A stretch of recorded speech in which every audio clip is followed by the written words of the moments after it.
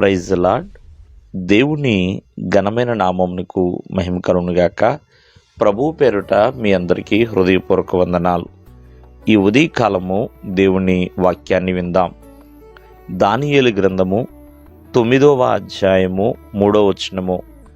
అంతట నేను గోనిపట్టా కట్టుకుని ధూళి తలపైన వేసుకుని ఉపవాసముండి ప్రార్థనా విజ్ఞాపనలు చేయుటకై ప్రభువగు దేవుని ఎదుట నా మనస్సును నిబ్బరము చేసుకుంటుని. ప్రియులరా, ఇక్కడ దానియేలు చేసిన ప్రార్థన, ఈ ప్రార్థన ఉపవాస ప్రార్థన, విజ్ఞాపన ప్రార్థన. మరి తను ఉపవాసం ఉండడానికి, అలాగే ప్రార్థించడానికి, ఎన్నో విజ్ఞాపనలు చేయడానికి మొట్టమొదటిగా తన మనసును దృఢపరుచుకున్నాడండి. దేవుని ఎదుట సిద్ధపరచుకున్నాడు. ఈరోజున ఉపవాసం ఉండడానికి మెయిన్ మన జీవితంలో ఒక సిద్ధపాటు అనేది చాలా ప్రాముఖ్యమండి. సిద్ధపాటు లేకుండా సరైన ఉపవాసం అనేది చేయలేము, ప్రార్థించలేము. ఇక్కడ దానియేలు చేసిన ప్రార్థనలో ప్రియమైన వాళ్ళరా, అయ్యా మేము తిరుగుబాటు చేశాము, నీకు దూరముగా ఉన్నాము, కీడు చేశాము, మానక పాపం చేశామని ఎంతగానో తను ప్రార్థిస్తూ ఉంటాడు.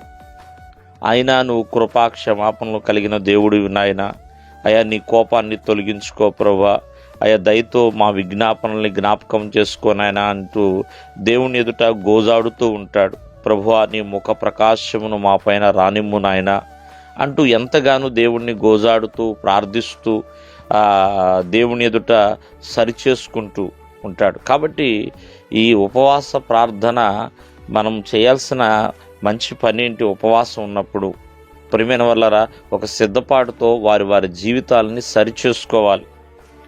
దేవుని ఎదుట క్షమాపణ స్థితి కలిగి ఉండాలండి. ఒక పాపం ఒప్పుకోలు అనేది ఉండాలి. ఇక్కడ ఒప్పుకునే స్థితి కలిగి ఉన్నాడు, సరిచేసుకునే స్థితి కలిగి ఉన్నాడు. దేవుని ఎదుట ప్రియమైన వాళ్ళరా అంగలారుస్తున్నాడు. కావున మరి ఉపవాసం ఉన్నప్పుడు ప్రార్థన చేయకపోతే ఎలాగూ, సరిచేసుకోకపోతే ఎలాగూ? దేవుని ఎదుట ఒప్పుకోవాలి ప్రియమైన వాళ్ళరా. కావున ఒకసారి ఆలోచించండి. ప్రతి ఒక్కరు కూడా ఉపవాసం ఉంటున్నారు, ప్రతి ఒక్కరు కూడా విజ్ఞాపనలు చేస్తున్నారు. మరి దేని కొరకు మనం చేయగలుగుతున్నాము అనేది కూడా చాలా చాలా ప్రాముఖ్యము. దానియేలు అయితే యెరూషలేము కోసం ప్రార్థిస్తున్నాడు. మరి అది పాడుగా అవటానికి కారణం ఎవరండి? ప్రియమైన వాళ్ళరా, ఒక్కొక్కసారి ఎవరి జీవితాలు పాడవడానికి కారణం ఏంటి?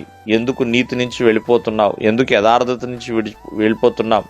ఎందుకు లోక మార్గాన్ని ఎంచుకుంటున్నాం అనేది ఆలోచన చేసుకుని దేవునికి ఇష్టంగా బ్రతకాలి అన్నా, దేవునికి దగ్గరగా బ్రతకాలన్నా ప్రియమైన వల్ల దేవుని ఎదుట నిర్దోషిగానే ఉండాలి, దేవునికి తగినట్లుగానే బ్రతకాలి, దేవుని ఎదుట నిందారహితుడిగానే జీవించాలి.